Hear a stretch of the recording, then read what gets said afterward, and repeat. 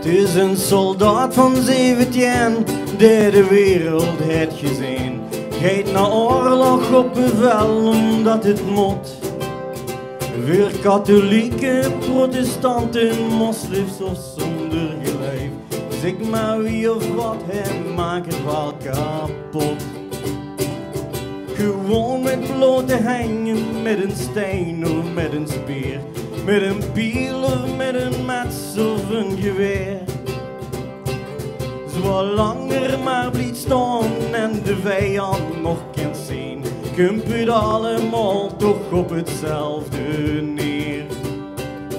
Ze zeggen dat de toekomst in zijn grote klauwen ligt. Hij zit te rukken, dan is hij misschien de held.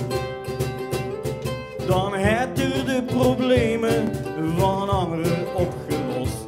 Komt er niet terug een kruid op een groen veld.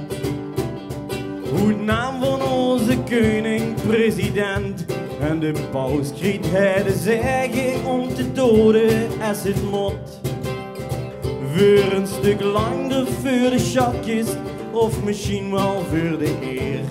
Voor de olie of voor een of andere god.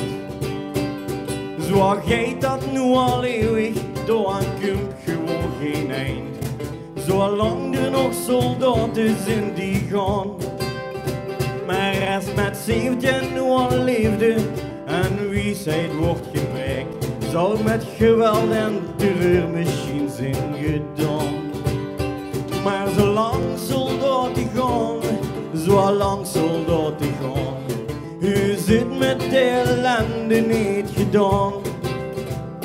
Maar zolang soldaten gaan, zolang soldaten gaan, u zit met de ellende niet gedaan.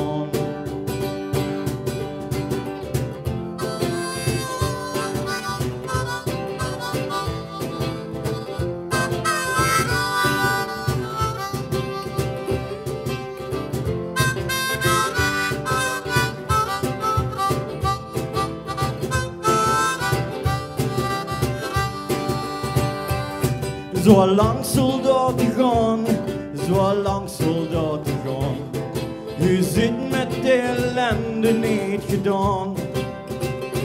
Maar zolang soldaten gaan, zolang soldaten gaan, u zit met de ellende niet gedaan. Universal Soldier. Dank u wel, dank u wel. Normaal van Donovan.